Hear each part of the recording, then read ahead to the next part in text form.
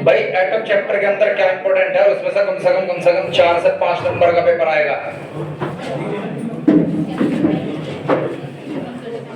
Atom chapter के अंदर क्या इंपॉर्टेंट है और इसमें कम से कम 4 से 5 नंबर का पेपर आएगा।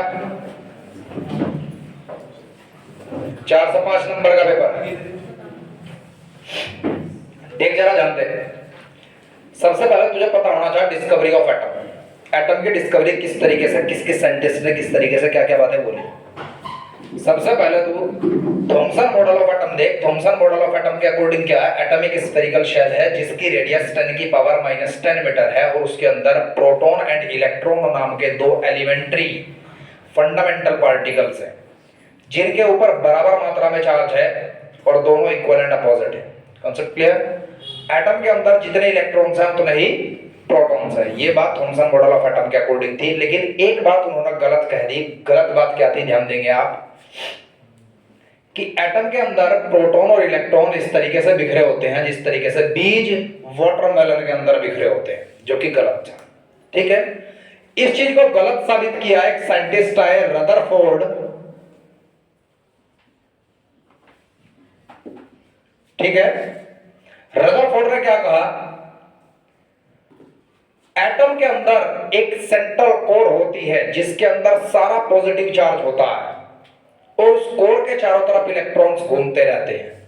Concept clear. और किस तरीके से उन्होंने इस बात को एक्सप्लेन किया,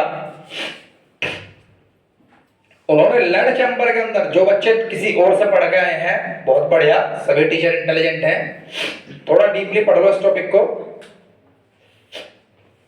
लेड चैम्बर के अंदर एक रेडियोएक्टिव एलिमेंट रखा गया जिसका नाम बिस्मिथ था, एटॉमिक नंबर 83 था। इसे एक एक्सेलरेटिंग पोटेंशियल से कनेक्ट किया गया। यहां से अल्फा पार्टिकल्स निकल करके चले एक बीम की फॉर्म में कलेक्ट करने के लिए एनोड और कैथोड की हेल्प से कोलिमेटर बनाया गया। इन अल्फा पार्टिकल्स को एक गोल्ड फॉइल के ऊपर डाल दिया गया और गोल्ड फॉइल की थिकनेस ना के बराबर थी 10 की पावर -8 मीटर। जब अल्फा पार्टिकल्स इससे टकराए तो मैक्सिमम नंबर ऑफ पार्टिकल्स 98% के आसपास पेनिट्रेट करते हुए सामने से निकल गए, बिल्कुल सामने निकल गए। लगभग 1% पार्टिकल्स 1 डिग्री के एंगल पर डिफ्लेक्ट हुए, जबकि 8000 में से एक अल्फा पार्टिकल वापस आ गया। बच्चे ध्यान रखिएगा, अल्फा पार्टिकल का मास एक प्रोटॉन से 4 गुना ज्यादा होता है और अल्फा पार्टिकल का मास लगभग 7000 गुना ज्यादा होता है मास ऑफ इलेक्ट्रॉन से। रदरफोर्ड ने यह बात कही, अगर प्रोटॉन और इलेक्ट्रॉन इस तरीके से बिखरे हैं, ना तो एक प्रोटॉन की औकात है एक अल्फा पार्टिकल को रोकने की, ना ही इलेक्ट्रॉन की औकात है। तो इस अल्फा पार्टिकल को जो 8000 में से एक वापस गया, इस अल्फा पार्टिकल को वापस किसने भेज दिया। तब रदरफोर्ड ने कहा इस पॉइंट को जूम करिएगा और जूम करने के बाद आपको पता चलेगा, गोल्ड हमने लिया था, गोल्ड का न्यूक्लियस यहां है जिसका एटॉमिक नंबर 79 है और 79 प्रोटॉन्स एक अल्फा पार्टिकल को रिपेल कर देते हैं, वो बगैर न्यूक्लियस से टकराए ही वापस चला जाता है। Concept clear. जो अल्फा पार्टिकल सीधे निकल गए वो न्यूक्लियस के इलेक्ट्रोस्टैटिक रिपल्शन की रेंज से बाहर थे, जिनके ऊपर थोड़ा लगा इलेक्ट्रोस्टैटिक रिपल्शन वो यहां से मुड़ गए और जिनके ऊपर सबसे ज्यादा रिपल्शन लगा वो बिल्कुल सेंट्रल लाइन से वापस गए। Concept clear. सेंट्रल लाइन से इस वेलोसिटी वेक्टर के परपेंडिकुलर डिस्टेंस को इंपैक्ट पैरामीटर कहा जाता है। मैंने नोट्स में इसका फॉर्मूला बताया है, पेपर में 1 नंबर के लिए इंपैक्ट पैरामीटर का फॉर्मूला इंपॉर्टेंट है। ठीक है। सेकंड बात, इस पॉइंट से लेकर के इस न्यूक्लियस के सेंटर तक की दूरी डिस्टेंस ऑफ क्लोजेस्ट अप्रोच कहलाती है। अगर आप पिछले 10 साल के पेपर को उठा करके देखते हैं तो distance of closest approach CBSE board में 7 बार रिपीटेड है। अगर न्यूमेरिकल, कंसेप्चुअल क्वेश्चन और डेरिवेशन की बात करूं मैं, ठीक है, किसी बार डेरिवेशन पूछ ले, किसी बार कंसेप्चुअल क्वेश्चन पूछ ले इंपैक्ट पैरामीटर से रिलेटेड, और 1-2 बार न्यूमेरिकल भी आया है, सेम आईएससी बोर्ड के अंदर है। ठीक है जी। तो ध्यान से देखिएगा, इंपैक्ट पैरामीटर वो डिस्टेंस है जब चलते हुए अल्फा पार्टिकल के ऊपर इलेक्ट्रोस्टैटिक रिपल्शन लगता है, मतलब चलता चलता अल्फा पार्टिकल रुक जाता है, मतलब उसकी साई काइनेटिक एनर्जी खत्म हो जाती है और खत्म होने के बाद किसके अंदर कन्वर्ट होती है? इलेक्ट्रिक पोटेंशियल एनर्जी के। किसके? तो आप कहेंगे impact parameter is the distance from the centre of the nucleus where the total kinetic energy of the alpha particle convert into the electric potential energy. Electric potential energy, electric potential energy में आप क्या लिखेंगे? 1/4 pi epsilon naught Q1 charge on nucleus, Q2 charge on alpha particle upon distance. ये negative में होता है, वो बात दूसरी है। मुझे सिर्फ मैग्नीट्यूड की आवश्यकता है, इसीलिए मैंने नेगेटिव साइन नहीं लिखा। ठीक है बच्चे। इसके बाद इसका डेरिवेशन निकालना था, तो R नोट किसके बराबर है? KZE 2E upon 1/2 mv²। देख 100% इसे एज इट इज रखो, इसे कन्वर्ट ही ना करो इस चीज में कि 2 के बाहर कॉमन लेगा E² लिखना, ऐसा लिखो ही ना। क्यों?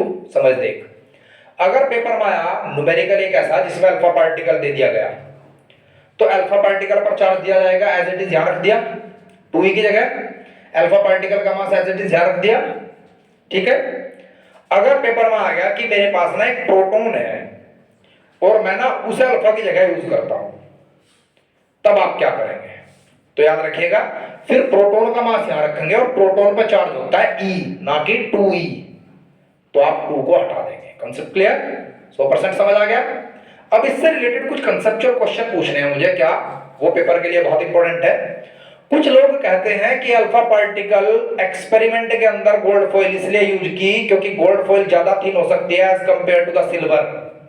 अगर यही आप लोगों को बताया है तो ये बड़ा दुर्भाग्य है। जापान बहुत ज्यादा टेक्नोलॉजी में बहुत आगे बढ़ चुका और अब सनी बहुत ज्यादा पहले से। नैनो मटेरियल्स पे रिसर्च जापान के अगर आप अच्छे से गूगल पे रिसर्च करें तो पता चलेगा 1814 के बाद से वो नैनो मटेरियल्स की तरफ चल चुका था। ठीक है जी, आगे समझ।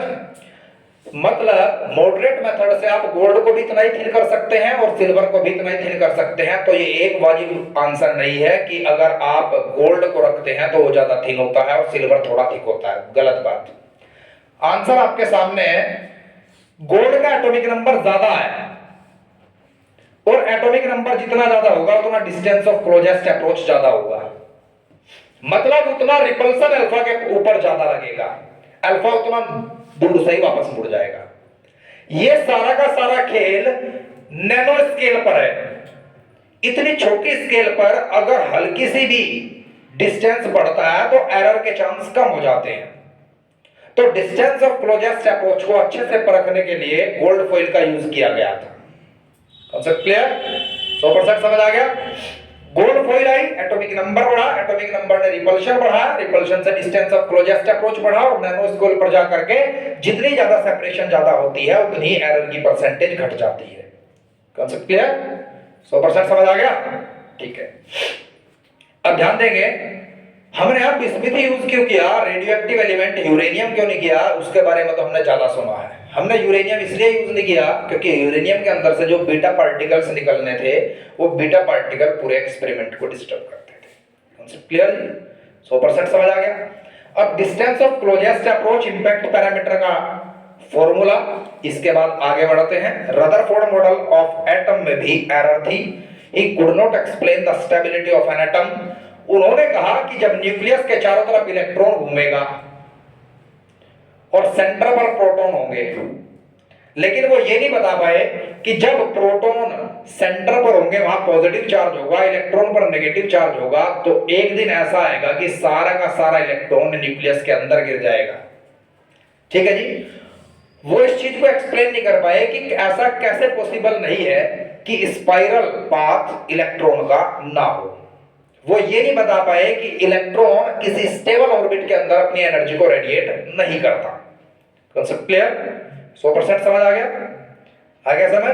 अगर आता है कि give the drawback of Rutherford model, तो आप क्या कहेंगे? It could not explain the stability of atom, it could not explain the Zeeman's effect, it could not explain the Stark effect. देख, जीमान इफेक्ट, स्टार्क इफेक्ट ना तो Thompson बता पाया, ना रदरफोर्ड बता पाया, ना ही बोह्रस बता पाया। तो सारी जगह फिट बिठाती हो। आ गया समझ? समझ आ गया? ठीक है, अब यहां देख, अब इसके बाद है बोर्स। बोर्स को क्या, बोर्स ने क्या बात कही कि इलेक्ट्रॉन वास्तविक तौर पर न्यूक्लियस के चारों तरफ घूमता है, लेकिन वो उस ऑर्बिट के अंदर घूमता है जिसके अंदर अपनी एनर्जी को रेडिएट नहीं करता, जिसके अंदर घूमने के लिए उसे और आवश्यक एनर्जी की रिक्वायरमेंट नहीं होती, और भी ज्यादा एनर्जी की रिक्वायरमेंट नहीं होती। तो बोर्स मॉडल ऑफ एटम में आपको पोस्टुलेट वाइज करना है। पहला पोस्टुलेट आप क्या लिखेंगे?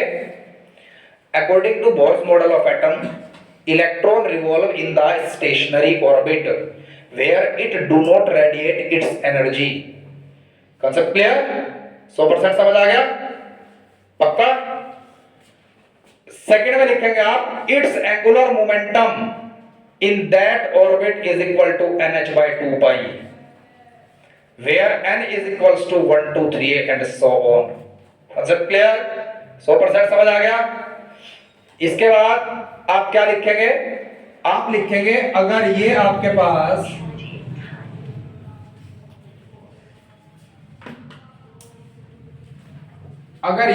पास न्यूक्लियस है और ये आपके पास ऑर्बिट है, बाहर के ऑर्बिट में एनर्जी E2, अंदर के ऑर्बिट में एनर्जी E1। जब इलेक्ट्रॉन यहां से यहां आएगा तो अपनी एनर्जी को रेडिएट करेगा एक फोटोन की फॉर्म में, जो h न्यू या hc अपॉन लैम्डा के बराबर होगा।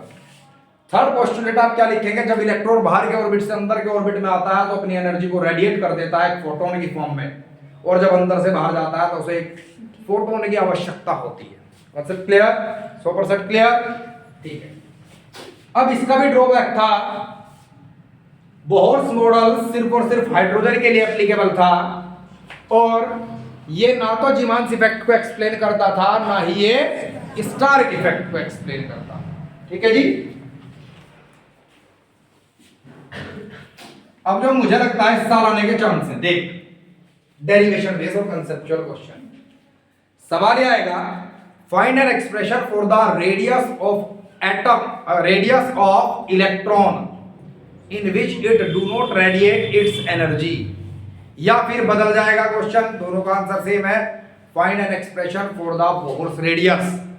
बोहर्स रेडियस का मतलब है एक ऐसे ऑर्बिट की रेडियस जिस ऑर्बिट के अंदर कोई भी इलेक्ट्रॉन अपनी एनर्जी को रेडिएट नहीं करता। Concept clear? 100% समझ आ गया? अब यहां ध्यान दे जरा, मैंने मान लिया ये एक न्यूक्लियस है और इसके चारों तरफ इलेक्ट्रॉन यहां घूमता है। इलेक्ट्रॉन का मास m है, इसके ऊपर चार्ज E है, और ये रेडियस आपके पास r है, जो आज पढ़ोगे इसमें से पेपर मिल जाएगा।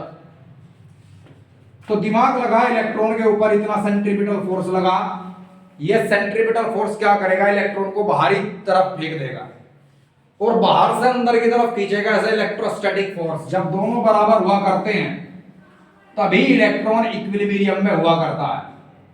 समझ आ गया? आ गया समझ?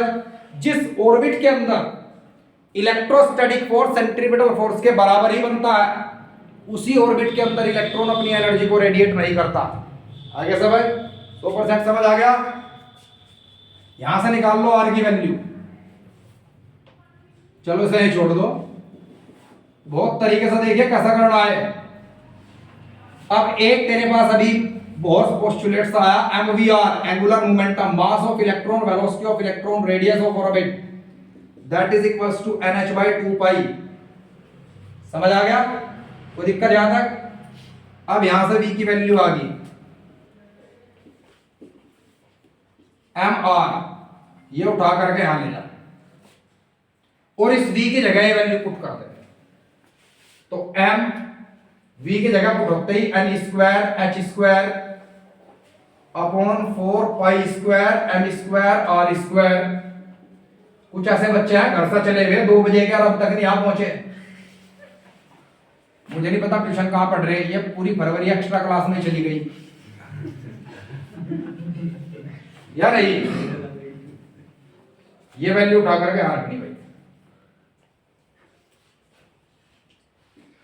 सबसे ज्यादा एक्स्ट्रा क्लास हो, सबसे कम दिन इस महीने में, है ना? पता नहीं क्या चीज है।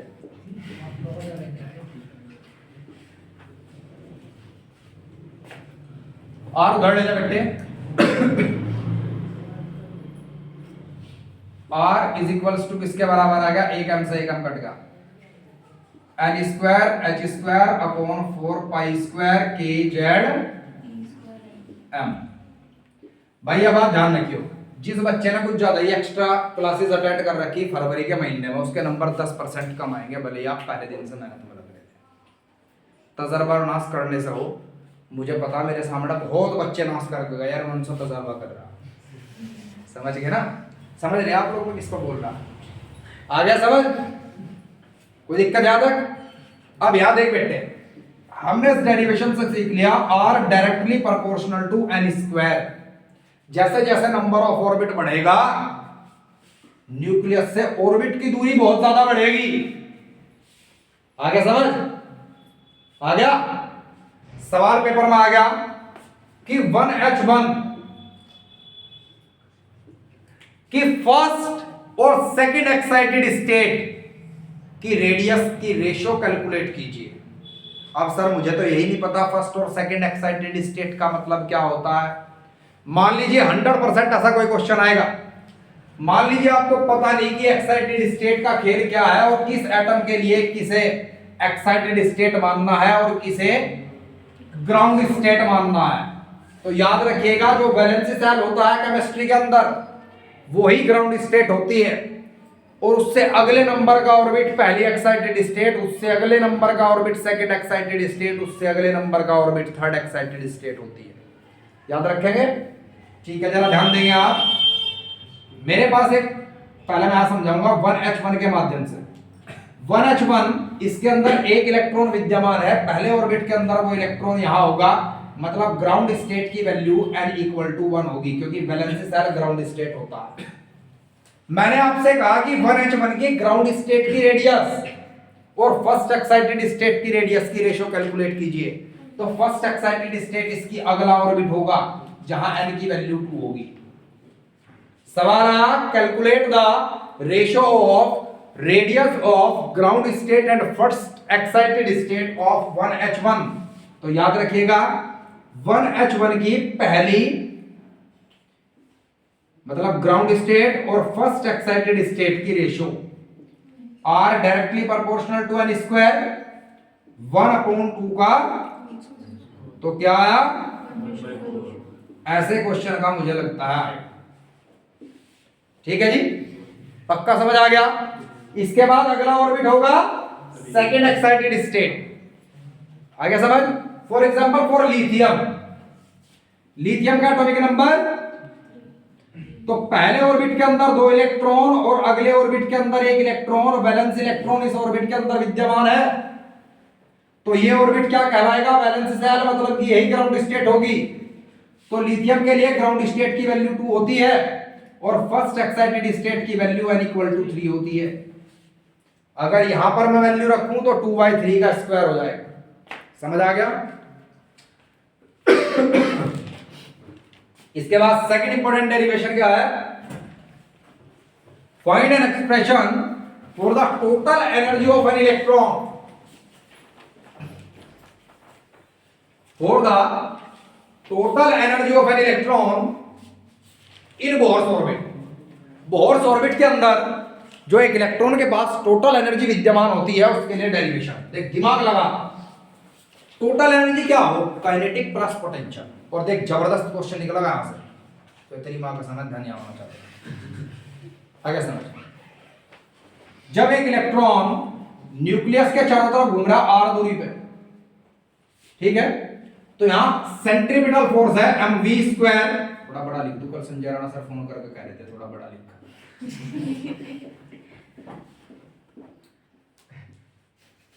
ठीक है, mv² = kz² अपॉन, मतलब सेंट्रीपिटल फोर्स मैंने किसके बराबर रख दिया, इलेक्ट्रोस्टैटिक फोर्स के। जो इलेक्ट्रोस्टैटिक फोर्स इलेक्ट्रॉन और न्यूक्लियस के बीच लगता है, और जो सेंट्रीपिटल फोर्स इलेक्ट्रॉन के ऊपर न्यूक्लियस के द्वारा लगता है। काइनेटिक एनर्जी बढ़ा इससे, आर से आर कट गया, काइनेटिक एनर्जी के लिए आपसे इधर मल्टीप्लाई कर दी, तो बेटे काइनेटिक एनर्जी तो बढ़ गया। इलेक्ट्रॉन की काइनेटिक एनर्जी का फॉर्मूला है तेरे पास। काइनेटिक एनर्जी को T से रिप्रेजेंट करिए क्योंकि K को आपने यहां माना हुआ है 1/4 पाई एप्सिलॉन नॉट। ये काइनेटिक एनर्जी है इन टर्म्स ऑफ चार्ज। और पोटेंशियल एनर्जी क्या होती है? -kZe, मतलब -k Q1 × Q2। Q2 क्या है? चार्ज और इलेक्ट्रॉन अपॉन दोनों के बीच की दूरी। पोटेंशियल एनर्जी का फॉर्मूला ये था इलेक्ट्रोस्टैटिक्स के अंदर 1/4 pi epsilon naught Q1 × Q2 upon R। अब यहीं से एक बेहतरीन क्वेश्चन हो गया। क्या सवाल पेपर में आया कि अगर x इलेक्ट्रॉन की एनर्जी है तो पोटेंशियल एनर्जी कितनी है? -2x, या माइनस में 2 गुनी है काइनेटिक एनर्जी से। तो याद रखिएगा हमें गलत पढ़ाया गया था कि हमेशा टोटल एनर्जी ज्यादा होती है और पोटेंशियल कम होती है। कोई भी चीज अगर किसी सेंट्रीपिटल फोर्स के इन्फ्लुएंस के कारण घूमती है, चाहे वो एक सैटेलाइट धरती के चारों तरफ घूमती है, चाहे वो इलेक्ट्रॉन न्यूक्लियस के चारों तरफ घूमता है, उसकी पोटेंशियल एनर्जी उसकी टोटल एनर्जी से 2 गुनी ज्यादा होती है। कितनी ज्यादा होती है? चेक करिएगा किस तरीके से। टोटल एनर्जी हो गई E T + U, दोनों को ऐड किया, ये प्लस का ये माइनस का 1, तो आंसर आया माइनस का।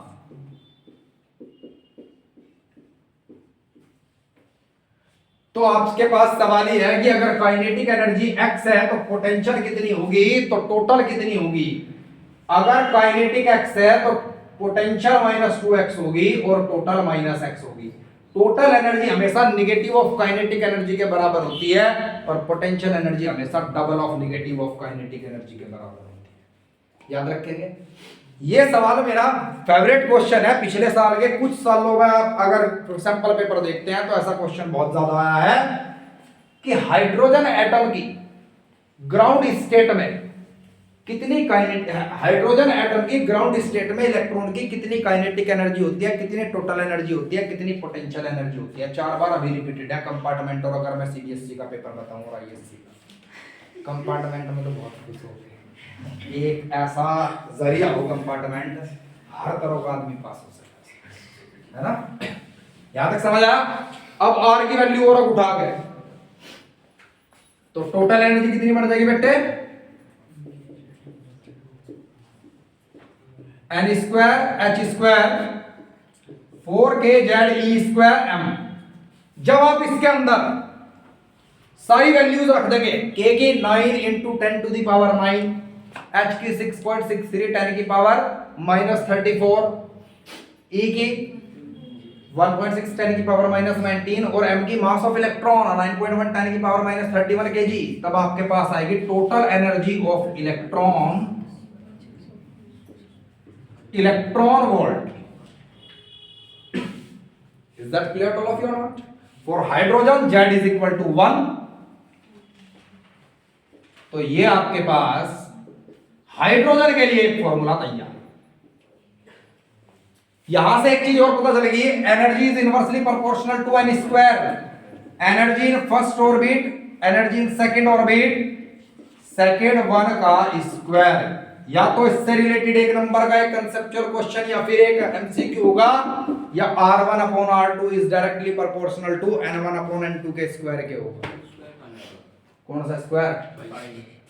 हाँ तो कर दिए ना, कर लिए उसे लिख लिया। हाँ ये पाइप के स्क्वायर छुटा करना जो ये याद ना है, ये उनके ना जिन्हें और कुछ पता ही नहीं, इतना ही पता। मैं भी बात करे मजी पाइप छुट गया, वैल्यू तो रखनी नहीं आती ना पे, या नहीं?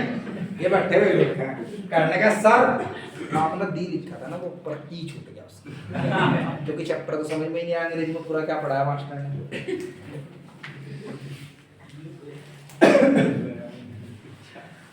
इनकी अलग ही पहचान हो जा, क्योंकि न्यूमेरिकल क्या चल रही, क्या कंसेप्चुअल बोल रहे हैं सर, उसका कोई मतलब नहीं।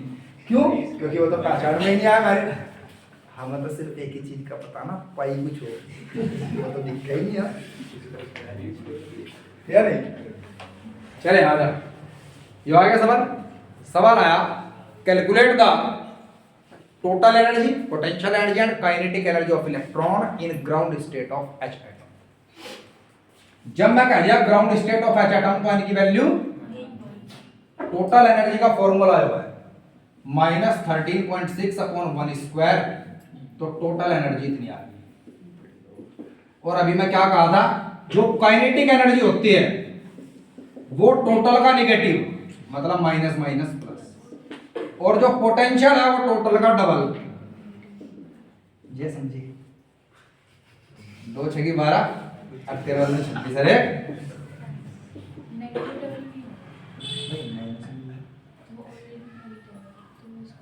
ना ना, पोटेंशियल तो निगेटिव में ही हो। समझ आ गया? कोई दिक्कत याद है? पक्का मैडम आपकी समझ आया? अब एक सवाल ऐसा भी आ सकता है, कैलकुलेट द रेशियो ऑफ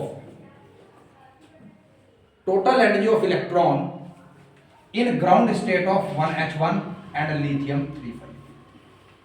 तो भाई इसके अलग निकाल लोगे, इसके लिए यहां रखोगे क्या, एन की वैल्यू क्या है ग्राउंड स्टेट में 2 और जेड की वैल्यू 3। पहले का सोल्व करोगे, कुछ को तो पसंद आ गया, बस ये तो या तो बात थी भी तो है, कहने लगा इस तरह नहीं रखना कि मेरे वैल्यू रख कर दिखा दो, चेप दूंगा जाकर एज इट इज। ठीक है, अब थोड़ा आगे करो। जीएन पहली मन मन में इतना पढ़ना था फिजिक्स में, पूरे साल कुछ पता ही नहीं चला। बाबू आप आई कहाँ पूरे साल? अरे ये खास बात है, जी आप मैसेज का लग रहा है हेलो मैसेज आओगा, मैंने देखा, मैंने हाँ बेटा नमस्ते भैया। अब नमस्ते भैया कह दिया, ए भाई मैं भी देख रहा हूँ, कदे की देर में कुछ कहेगी, अब मैं खाना पानी चलेगा तेरा कल आना है भाई, तू आ जाई थी क्या? आई मैंने कहा था कल की छुट्टी है, कहा नहीं, मगर तू कल आना है। अब अच्छा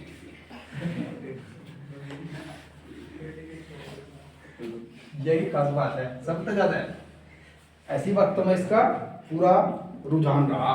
ट्यूशन कब है कब छुट्टी है, बस इन 2 चीजों का पता करना, ट्यूशन आना है नहीं आना तो छोड़ दो। अब इसके बाद थोड़ा आगे चलो भाई, यहाँ ध्यान दें, ये 2 टॉपिक कर लोगे अच्छे से। अब टाइम पीरियड ऑफ इलेक्ट्रॉन, एक टाइम पीरियड के बारे में आ जा। अगर टाइम या फ्रीक्वेंसी ऑफ इलेक्ट्रॉन के बारे में पेपर में आता है तो याद रखिए बेटे 2 पाई आर अपॉन वेलोसिटी। वेलोसिटी की वैल्यू यहां रख दी है, कहां से निकाल गए, mvr nh/2 पाई, और सोल्व कर दिया। Concept clear? 100% समझ आ गया?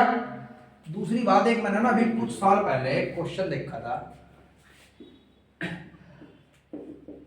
उसमें सवाल पता क्या था, याद रखिएगा, अगर m इलेक्ट्रॉन का मास है, v वेलोसिटी है, r डिस्टेंस है, तो इनमें से किस, 4 ऑप्शन दे दिए, इनमें से किन 2 का प्रोडक्ट n के डायरेक्टली प्रोपोर्शनल है। तो उसमें ना लिखे हुए थे इस तरीके से, मास वेलोसिटी का, या भाई एक लिखा था टाइम पीरियड इनटू वेलोसिटी का, एक लिखा हुआ था लीनियर मोमेंटम इनटू वेलोसिटी का, और एक नन ऑफ दीस। तो आपको याद रखना इस फॉर्मूले को पूरी तरीके से, समझ आ गया? कोई दिक्कत? अब इसके बाद इंपीरिकल फॉर्मूला, मतलब 1/λ is equal to Rydberg constant 1/n1 square minus 1/n2 square. मेरा मानना है उसका डेरिवेशन आ जाएगा, नहीं तो कुछ आ जाएगा उसमें। अब उस पर क्या आ जाएगा वो देख, डेरिवेशन तो पढ़ लोगे, मैंने करवा रखा, बोर्ड पर करवाया था अपने पर्सनल हाथों से, अगर आपने ध्यान दिया। ठीक है, अब मेरे पास ना फॉर्मूला आया था 1/λ। समझ लो, कुछ बच्चों को ना ये नहीं पता चला होगा कि ये फॉर्मूला यूज कहां करना है। बेटे स्पेक्ट्रल लाइंस बनती हैं जब इलेक्ट्रॉन हायर एनर्जी लेवल से लोअर एनर्जी लेवल के अंदर हाई इलेक्ट्रिक फील्ड और लो प्रेशर में आता है। आपके याद होगा, आ गया होगा, एक एमसीक्यू हमने करा था एक दिन, उस पर लिखा हुआ था which of the following statement is true, और वहां लिखा हुआ था हाई प्रेशर पर स्पेक्ट्रल लाइंस बनती हैं, वो गलत था। प्रेशर लो होना चाहिए टब के ऊपर, जब जाके स्पेक्ट्रल लाइंस बनती है। इलेक्ट्रिक फील्ड वही वहां से, समझ आ गया? आ गया समझ? मान लो यहां से इलेक्ट्रॉन यहां कूदता है तो अपने अंदर से स्पेक्ट्रल लाइंस निकालेगा।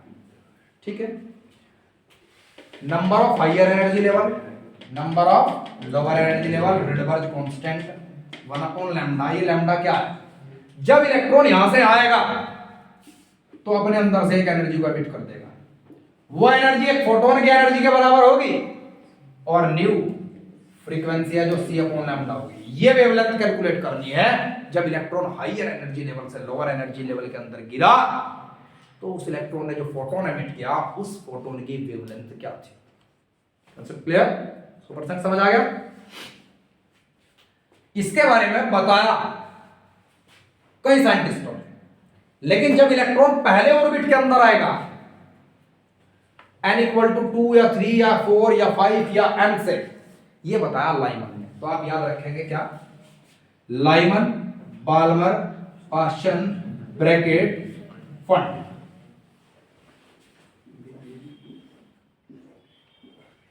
n1 और n2। लाइमन के लिए n1 1 है, ये 2, ये 3, ये 4, ये 5। यहां 2 से स्टार्ट कर देना, यहां 3 से स्टार्ट कर देना। जो मैं बात बोल लूंगा ना उसे बहुत ध्यान से समझ लियो। आपका समय बच जाएगा पेपर और सीयूटी के लिए बेस तैयार हो जाएगा। सीयूटी में तो ऐसा डेफिनेटली 2-3 क्वेश्चन मिलने हैं, बल्कि सीबीएसई का लेवल कम नहीं है एमसीक्यू पैटर्न का, उसमें भी ऐसे क्वेश्चन मिल सकते हैं। जब इलेक्ट्रॉन सेकंड ऑर्बिट से पहले ऑर्बिट में आया, दिमाग लगा खोपड़ी यहां होते नहीं, यहां से यहां का ज्यादा एनर्जी एमिट करेगा या पीछे से यहां का करेगा? पीछे से। जब इलेक्ट्रॉन दूर से आता है तो ज्यादा एनर्जी एमिट करता है, ज्यादा एनर्जी मतलब ज्यादा फ्रीक्वेंसी निकलती है, तो वेवलेंथ शॉर्ट होती है। जब सवाल पेपर में आता है कि शॉर्टेस्ट वेवलेंथ कैलकुलेट करनी है तो हमेशा हर एक चीज के लिए n2 की वैल्यू इनफाइनाइट रख दो। क्या रख दो? Shortest wavelength. और जब कहा उसने लॉन्गेस्ट वेवलेंथ तो एनर्जी कम, फ्रीक्वेंसी कम, तो हमेशा n2 की वैल्यू बैठे n1 + 100% समझ आ गया? जो बच्चे आज ही पहली बार फिजिक्स उठाकर देखेंगे उनके पर भी न्यूमेरिकल सोल्व हो जाएगा। ये समझ आया पूरा स्ट्रक्चर? अब यहां से रिलेटेड सवाल किस तरीके का आएगा? Calculate the ratio of shortest and longest wavelength of Lyman series आ जा, या बाल्मर सीरीज आ जा, या पाश्चन, ब्रैकेट या फंड सीरीज आ जा। यहां से आ जा calculate the ratio of shortest wavelength of Lyman and Paschen series. ठीक है, आ गया समझ? एक सवाल लिखिएगा, calculate the ratio of shortest and longest wavelength. Calculate the ratio of shortest and longest wavelength. और इसके 5 के 5 पॉइंट लिख लो। पहले पॉइंट में लिखो फॉर लाइमन सीरीज, दूसरे में for Balmer, for Paschen, for Brackett, for Pfund series. For Pfund series ये क्वेश्चन इंपॉर्टेंट है। इस तरीके का क्वेश्चन आएगा, मे बी पॉसिबल आपसे पूछ लिया जाए बाल्मर और लाइमन की शॉर्टेस्ट है, तो तब बाल्मर की शॉर्टेस्ट और फिर लाइमन की शॉर्टेस्ट निकालनी है। मैडम करना स्टार्ट करें। ठीक है जी?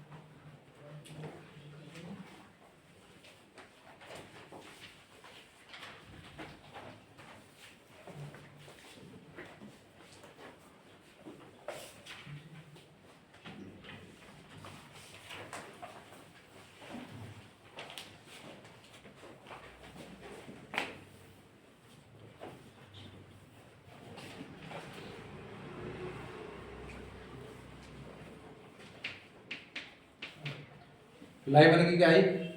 3 और आगे। अब जरा ध्यान दो आप किस तरीके से याद रखेंगे। Lyman, Balmer, Paschen, Brackett, Pfund series. Shortest, ratio, longest. याद ध्यान दे, एमसीक्यू के लिए इंपॉर्टेंट है। यहां लिख बैठे 3, 5, 7, 9 11 रेशो 2 का स्क्वायर 3 का स्क्वायर 4 का स्क्वायर, ये आंसर। 1 सेकंड हो गया सर, कैसा लगा? अच्छा लगा? अच्छा लगा? सौरभ कह रहा ये तो बहुत ही अच्छा था। पढ़ना आसान था, बस मैं वीरान रहा ही पूरे साल वीरान रहा है, लेकिन पढ़ना अच्छा था। अब इसके बाद क्या इंपॉर्टेंट है? स्पेक्ट्रम बनाने के लिए सवाल आ गया, पूरा स्पेक्ट्रम बनाओ, hydrogen spectrum for Lyman Balmer Paschen Brackett Pfund series. तो दिमाग लगा, तेरे पास एनर्जी इतनी है हाइड्रोजन में, अगर बेटे तुझे स्पेक्ट्रम बनाना तो तुझे पता होना चाहिए जब पहले ऑर्बिट में इलेक्ट्रॉन आता है तो कितनी एनर्जी बचती है उसके पास, सेकंड के अंदर कितनी होती है, थर्ड के अंदर कितनी होती है, फोर्थ के अंदर कितनी होती है, फिफ्थ के अंदर कितनी होती है, एंड सो ऑन। मैंने मान लिया पहले ऑर्बिट की निकालता हूं मैं, तो -13.6 upon 1 square that is equals to किसके बराबर आ गया? -13.6 इलेक्ट्रॉन वोल्ट। लेकिन पहले ऑर्बिट के लिए किसने बताया था? लाइमन। तो लाइमन सीरीज में जो इलेक्ट्रॉन होते हैं बाहर से जब आते हैं उनके पास कितनी एनर्जी बचती है, चाहे वो बाहर के किसी भी ऑर्बिट से क्यों ना आए। फिर निकालिएगा सेकंड, थर्ड, फोर्थ, फिफ्थ, जल्दी फास्ट कैलकुलेट कीजिए, फास्ट। ये बाल्मर, पास्चन, ब्रैकेट और फुल सीरीज, जल्दी करो फास्ट। अभी इलेक्ट्रॉनिक्स भी पढ़नी। आदित्य बता बेटे, E2 कितना आया? -10.4 इलेक्ट्रॉन वोल्ट। फिर आगे -1.5 इलेक्ट्रॉन वोल्ट माइनस और -5। अब दिमाग लगा इसे कैसा प्लॉट करना। मैंने मान लिया y एक्सिस की तरफ, ध्यान दो रे, E2 वाला है 3.4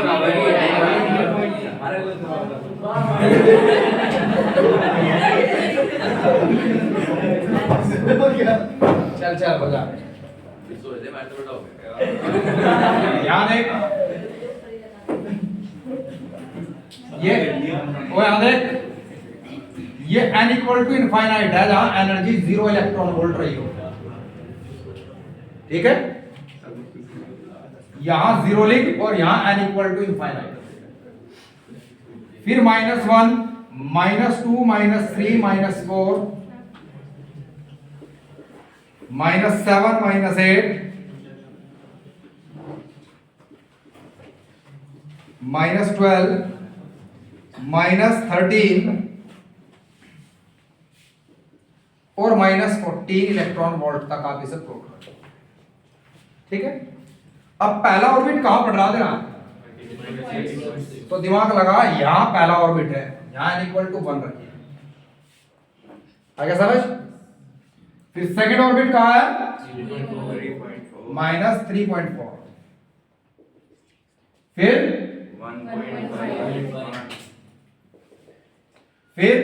0.085 और फिर 0.544। ले भाई। अब लाइमन के लिए बनाना, पहले किसी भी ऑर्बिट से आ जा, लेकिन फर्स्ट ऑर्बिट में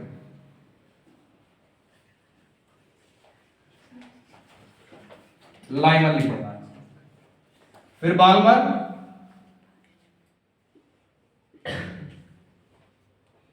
पास्चन, ब्रैकेट, कंसेप्ट क्लियर?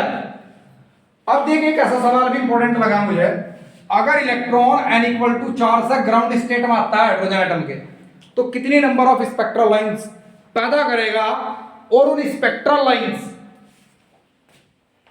का नाम भी बता कि कौन सी होगी, सब प्लॉट करके दिखाओ, आगे समझ।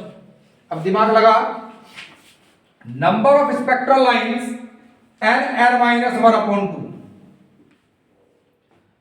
फोर्थ ऑर्बिट सा ग्राउंड स्टेट में n इक्वल टू 1 2 3 4। तो एक तो ये हो गया 2 3 4 5 और एक 6। अब यहां चेक कर 4 4 माइनस 1 3 दूनी 6। अब कौन सी क्या हो गया Lyman Balmer fast. Concept clear? आगे समझ 6 डंडे दिखाई देंगे यहां पीछे आया। समझ आ गया? मुझे लग रहा है इससे रिलेटेड पेपर में आएगा। एक बार यहां तक पढ़ कर देखो फिर इलेक्ट्रॉनिक्स स्टार्ट करते हैं। अब मान लीजिए आपके पास कोई इस तरीके से क्वेश्चन आता है कि n इक्वल टू 5 से इलेक्ट्रॉन पहुंचता है n इक्वल टू 2 में। मतलब जहां ग्राउंड स्टेट में ना इलेक्ट्रॉन आता हो तब किस तरीके से नंबर ऑफ स्पेक्ट्रल लाइंस निकालनी है। तब फॉर्मूला होगा n2 माइनस n1 प्लस 1/2। अब यहां निकाल लीजिएगा number of spectral lines. 5 minus 2 plus 1। यहां से कितना होगा 3 3 और 1 तो यहां 6 है। अब चेक कर लीजिए 5 4 3 2।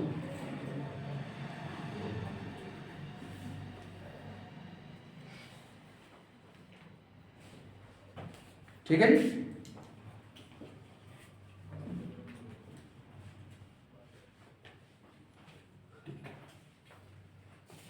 अब इसके बाद चलो इलेक्ट्रॉनिक्स।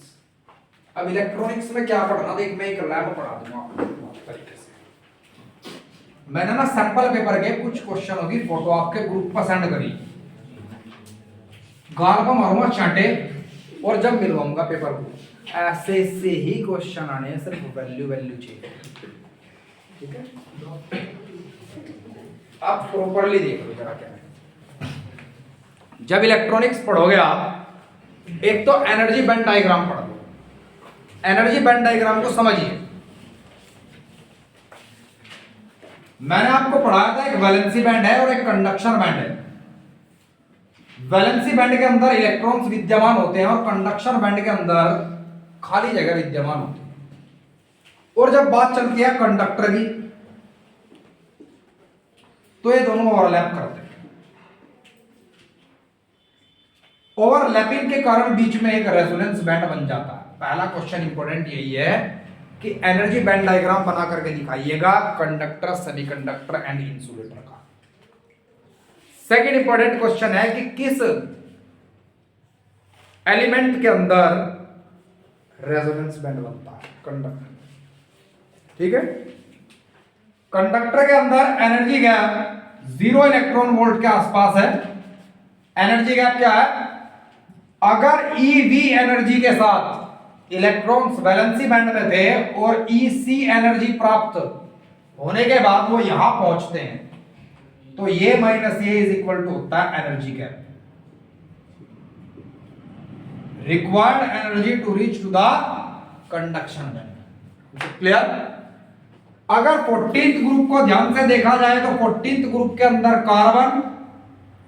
कार्बन के बाद सिलिकॉन के बाद जर्मेनियम के बाद ये एक इंसुलेटर है, ये कंडक्टर है, ये दो सेमीकंडक्टर हैं। यहां एनर्जी गैप 3 इलेक्ट्रॉन वोल्ट से अधिक है। यहां 1.1 इलेक्ट्रॉन वोल्ट है और यहां 0.72 इलेक्ट्रॉन वोल्ट है और यहां 0 इलेक्ट्रॉन वोल्ट है। सवाल आता है कि सेम ग्रुप के 4 एलिमेंट हैं, एक कंडक्टर, एक सेमीकंडक्टर, एक इंसुलेटर, ऐसा क्यों? आप कहेंगे because of their energy gap. Energy gap के कारण ऐसा होता है। समझ आ गया? जर्मेनियम के अंदर एनर्जी गैप सिलिकॉन से कम है लेकिन फिर भी सिलिकॉन अच्छा होता है क्योंकि रिवर्स सैचुरेशन करंट जर्मेनियम के अंदर हर 10 डिग्री सेल्सियस पर डबल हो जाता है जिसके कारण जर्मेनियम जल्दी फूक जाता है। और आप लोग इसीलिए चिप में हमेशा सिलिकॉन का यूज करते हैं। किसका? समझ आ गया? ठीक है। अब सेमीकंडक्टर को अच्छा थोड़ा डीपली पढ़ेंगे और बहुत तरीके से समझेंगे। सेमीकंडक्टर जैसे जर्मेनियम और सिलिकॉन, ऐसे सेमीकंडक्टर को आप इंट्रिंसिक सेमीकंडक्टर, एलिमेंट्री सेमीकंडक्टर कहते हैं। इनके अंदर नंबर ऑफ इलेक्ट्रॉन्स की value number of free holes के बराबर होती है और इलेक्ट्रिकली न्यूट्रल होते हैं। जो बच्चा इस वीडियो को यहां पर देखेगा तो वो साथ साथ लिख लीजिएगा, n type semiconductor, p type semiconductor मतलब एक्सट्रिंसिक सेमीकंडक्टर भी इलेक्ट्रिकली न्यूट्रल होते हैं, क्योंकि इलेक्ट्रॉन की तादाद नंबर ऑफ प्रोटॉन्स के बराबर होती है। ठीक है, कभी कह दो कि एन टाइप सेमीकंडक्टर है तो एन है तो इलेक्ट्रॉन ज्यादा है, ज्यादा का मतलब ज्यादा फ्री है, ना कि इलेक्ट्रॉन ज्यादा है प्रोटॉन। ठीक है, तो एन टाइप भी इलेक्ट्रिकली न्यूट्रल, पी टाइप भी इलेक्ट्रिकली न्यूट्रल, इंट्रिंसिक सेमीकंडक्टर भी इलेक्ट्रिकली न्यूट्रल होता है। Concept clear? ठीक है, अब बच्चे जरा ध्यान दे, जो सेमीकंडक्टर है वो एक इंट्रिंसिक है, एक एक्सट्रिंसिक है। इंट्रिंसिक सेमीकंडक्टर का बेस्ट एग्जांपल जर्मेनियम और सिलिकॉन है। इनकी लो कंडक्टिविटी होती है लेकिन number of electrons number of holes के बराबर होते हैं और इलेक्ट्रिकली न्यूट्रल होता है। कंडक्टर की कंडक्टिविटी बहुत ज्यादा, इंट्रिंसिक सेमीकंडक्टर की बहुत कम, तो बीच में एक इंप्योरिटी ऐड करके एक्सट्रिंसिक सेमीकंडक्टर बनाया जाता है। सवाल आ गया एक्सट्रिंसिक सेमीकंडक्टर की रिक्वायरमेंट क्यों पड़ती है? आप कहेंगे थोड़ी ज्यादा कंडक्टिविटी के सेमीकंडक्टर की जरूरत पड़ने पर इंट्रिंसिक सेमीकंडक्टर के अंदर एक इंप्योरिटी ऐड की जाती है। वो इंप्योरिटी अगर 13th ग्रुप से होती है तो एक पेंटावेलेंट, सॉरी, अगर एक 13th ग्रुप से होती है तो एक पी टाइप सेमीकंडक्टर बनता है, और अगर 15th ग्रुप से इंप्योरिटी ऐड करते हैं तो एक एन टाइप सेमीकंडक्टर बनता है। आप 13th ग्रुप के सारे एलिमेंट्स को याद करके जाएंगे, 15th ग्रुप के सारे एलिमेंट्स को याद करके जाएंगे, और 14th ग्रुप के एलिमेंट्स मैंने लिख दिए थे यहाँ। क्यों? आपके पास एक क्वेश्चन होगा कि जर्मेनियम से एक पेंटावेलेंट इंप्योरिटी ऐड करके मुझे एक एन टाइप सेमीकंडक्टर बनाना है, इन 4 ऑप्शन में से कौन सी पेंटावेलेंट इंप्योरिटी है? जब मुझे ये नहीं पता होगा कि 15th ग्रुप में कौन सा एलिमेंट है तो मैं क्या बता दूं? समझ लेना, ये आता है पेपर में। एल्यूमिनियम देंगे 13th ग्रुप का, फास्फोरस देंगे, फास्फोरस होता होगा 15th ग्रुप में, वो 15th ग्रुप में देंगे। ठीक है जी, तो 15th, 13th और 14th ग्रुप के एक एक एलिमेंट आपके याद होने चाहिए। मैडम आगे समझ याद रखोगे? सॉरी करने लगी इतनी लंबी तो आज तक नहीं पढ़ी मैं। ठीक है जी, अब इसके बाद आगे चलो, टॉपिक आया डोपिंग। डोपिंग क्या है?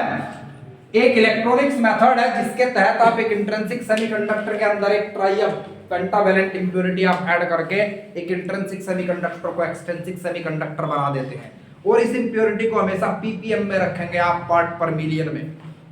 और जब ये इंप्योरिटी ऐड होती है तो एक सेमीकंडक्टर की कंडक्टिविटी हजारों गुना बढ़ जाती है। कितनी? तो मेनली डोपिंग किस लिए यूज किया जाता है? इंट्रिंसिक से एक्सट्रिंसिक सेमीकंडक्टर बनाने के लिए। और वो क्यों बनाना पड़ा है? क्योंकि हमें हाई कंडक्टिविटी चाहिए। आगे समझ? इंट्रिंसिक सेमीकंडक्टर से कंडक्टर की जो कंडक्टिविटी है वो 10,000 गुना है, मुझे ना 1000 गुना ज्यादा चाहिए, तो मैंने एक्सट्रिंसिक सेमीकंडक्टर तैयार कर दिया। आगे समझ?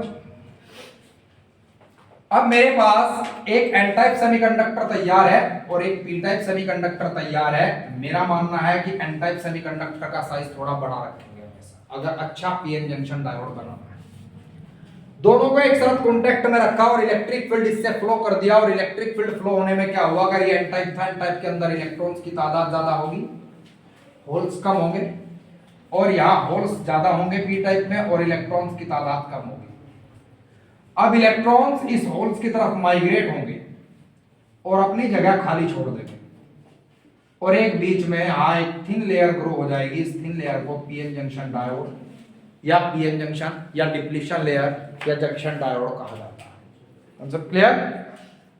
एक इलेक्ट्रॉनिक्स मेथड है एक्सटर्नल सोर्स ऑफ वोल्टेज से जोड़ने का तरीका इस पीएन जंक्शन, उसे बाइजिंग कहा जाता है। बाइजिंग क्या? Biasing is the electronics method by virtue of which we provide the external source of potential to the PN junction. If n-type semiconductor is connected to the negative and p type semiconductor is connected to the positive of the external source of voltage, then it is said to be the forward biasing.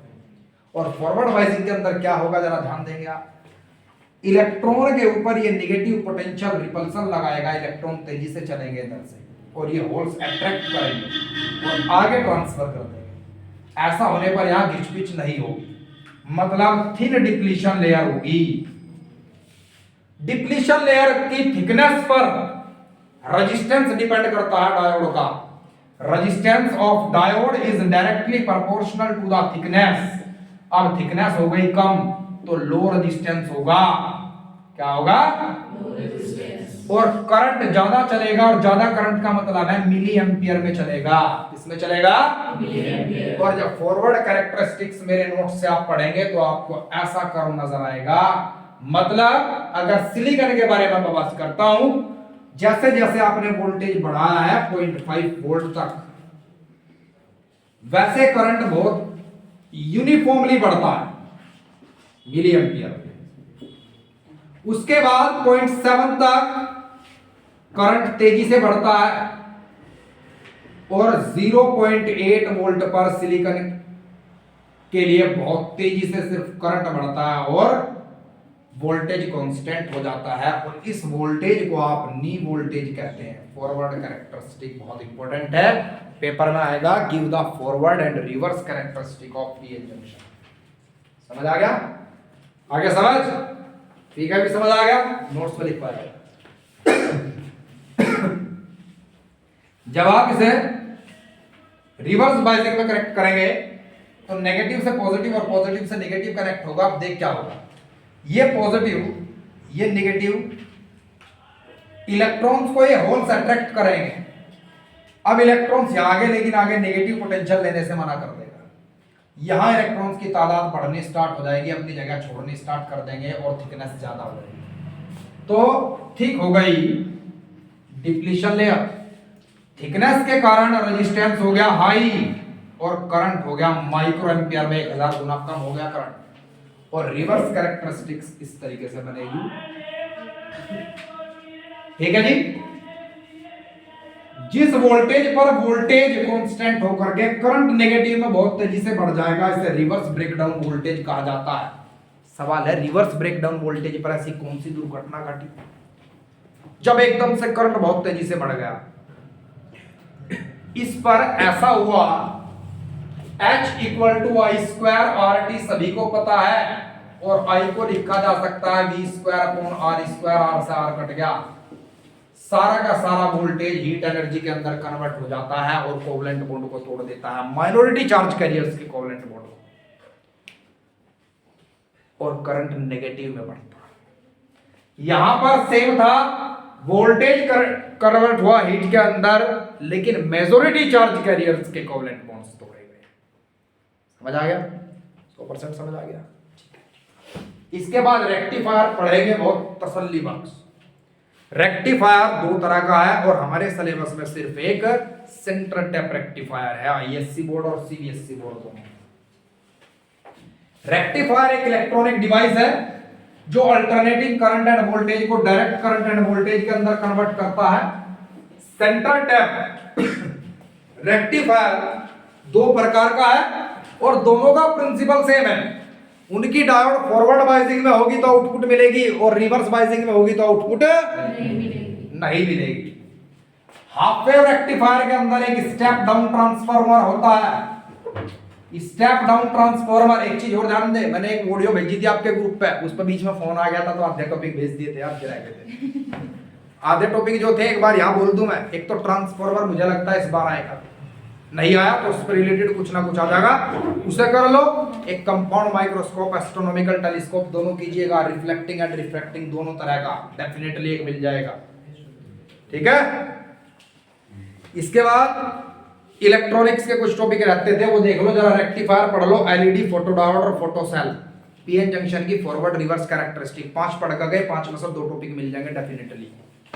और ज्यादा बड़े नहीं है जिसमें कुछ जो बिल्कुल निकम्मा था में से खत्म आदमी, उस अभी मैंने नोट्स भेज दिए ग्रुप पे, हिंदी में लिख के, वो हिंदी में ही पढ़ के चले जाएंगे, ठीक है। आगे समझ, एलईडी मैंने इतना शॉर्ट में लिखा वो भी भेज दिया, एक एक पेज के टॉपिक भेजिए। ठीक है जी। एक स्टेप डाउन ट्रांसफार्मर होगा जिसके अंदर एक डायोड कनेक्ट होगी, एक रेजिस्टेंस कनेक्ट कर दिया।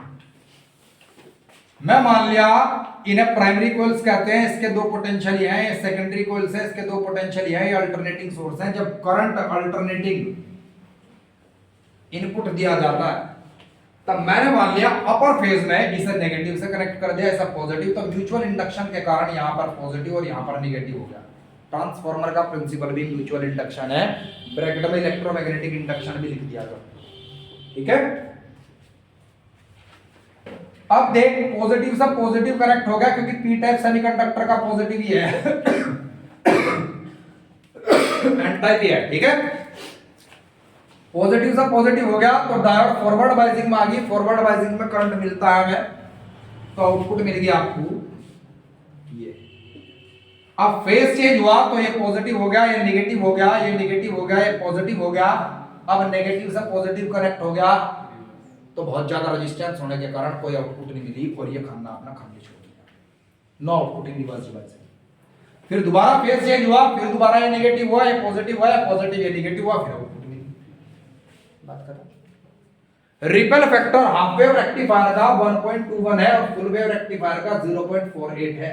मेरे हिसाब से नहीं पूछा जाएगा, अगर पूछा गया तो मैंने आपको बता दिया, बहुत हाई लेवल की बात होगी, यहाँ तो बहुत डीपली जाकर आएगा अगर पेपर आया।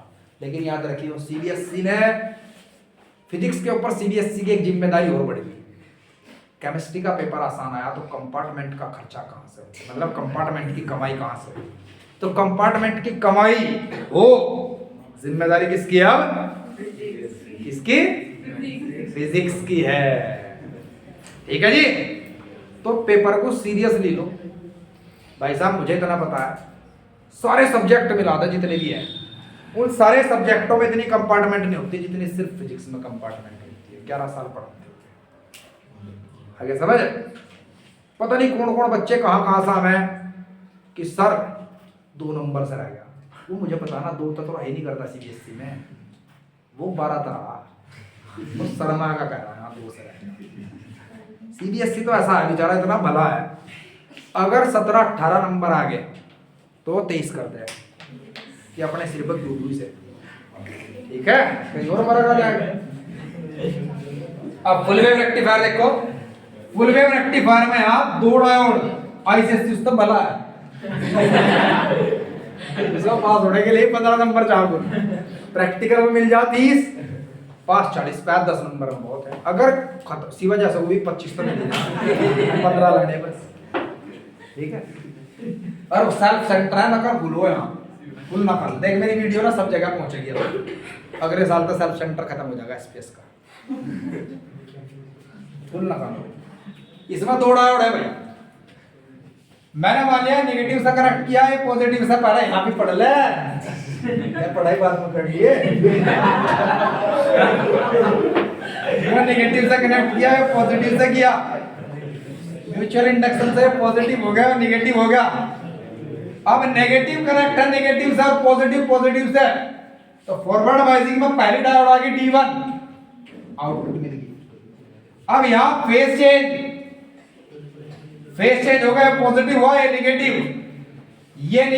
ये पॉजिटिव।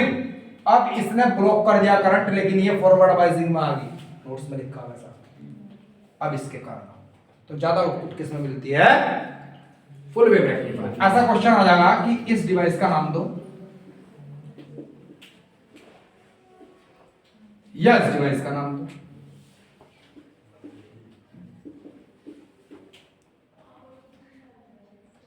बीच में खाली दिया भाई। यहां जितनी फ्रीक्वेंसी हो ना उतनी फ्रीक्वेंसी आउटपुट में मिल जाओ, और यहां जितनी फ्रीक्वेंसी है उसके डबल मिलती है। सवाल आया ऐसी डिवाइस का नाम दे जिसमें इनपुट फ्रीक्वेंसी 50 थी और आउटपुट 100 होगी और ऐसे तो डीसी हो गया, समझ गया ना, आया समझ। इसके बाद एलईडी देख, समझ अब इसे पढ़ियो किताब से। LED light emitting diode forward biasing में लगाई जाती है, इलेक्ट्रिक एनर्जी को लाइट एनर्जी में कन्वर्ट करता है। पूरा मैंने बहुत आसान से पेज पे एक पे लिख कर आपको भेज दिया। इसके बाद फोटो सेल फोटो सेल एक ऐसी इलेक्ट्रॉनिक डिवाइस है, सोलर सेल यही है वो, जिसे किसी वाइजिंग की आवश्यकता नहीं है। आ गया समझ? और इसकी जो कैरेक्टरिस्टिक कर्व है वो फोर्थ क्वाड्रेंट में बनती है, सबसे ज्यादा इंपॉर्टेंट आता है एक नंबर में, किसकी कैरेक्टरिस्टिक कर्व बना के दिखा, फोर्थ क्वाड्रेंट। आ गया समझ? शॉर्ट सर्किट में बनता है। इसके बाद फोटोडायोड ऑप्टिकल सिग्नल के डिटेक्शन के लिए यूज किया जाता है और रिवर्स वाइजिंग में यूज किया जाता है। आ गया समझ? पूरा इलेक्ट्रॉनिक्स यहां से हो गया, लेकिन दो इंपॉर्टेंट चीज रहती है। क्या ऐसा कोई क्वेश्चन आ सकता है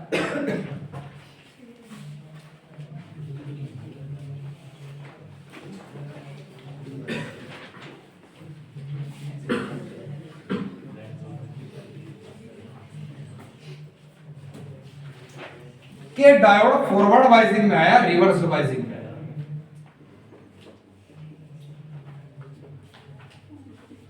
या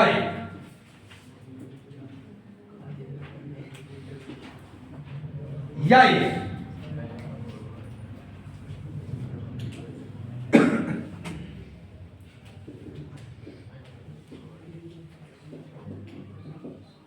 आपको देखना है पी टाइप सेमीकंडक्टर ये और एन टाइप ये होता है। पी टाइप ज्यादा वोल्टेज से अगर कनेक्ट है, ज्यादा से तो फॉरवर्ड, और कम से है तो रिवर्स।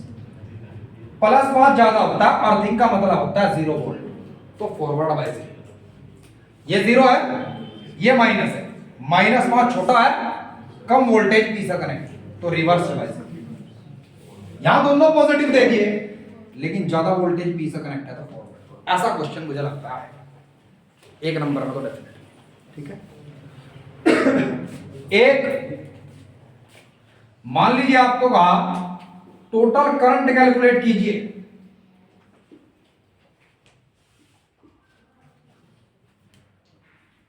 इस फिगर में 12 वोल्ट की बैटरी है, 5 ओम ये रेजिस्टेंस है, 5 ओम ये रेजिस्टेंस है, 5 ओम ये रेजिस्टेंस है। तो आप ध्यान देंगे यहां से करंट चला आई। अब जब ये आई यहां उठने वाला था I1 और यहां I2, तो उसने देखा यार पॉजिटिव के साथ नेगेटिव कनेक्ट हो गया तो इनफाइनाइट रेजिस्टेंस हो गया, इसने आ जाने से मना कर दिया, अब सारा करंट ऊपर जा रहा है। तो सिर्फ आपको ये देखना है, ये खत्म, भूल जा। 5 और 5 सीरीज में 10, तो 12/10 ये आंसर आ गया समझ? Electronics, atom and nuclei, optics, dual nature and radiation. कल इसकी प्रॉब्लम 2:30 पर ली जाएगी, नहीं बस 3 बजे ली जाएगी, 3 से 3:30 तक, ठीक है, 3 से 3:30 तक। उसके बाद मैं पढ़ाऊंगा आपको 5th यूनिट, 4th यूनिट, फिर परसों 2nd और 1st, ठीक है। दरअसल भाई जिन बच्चों को फीस का आता वो देकर जाएंगे आप फीस।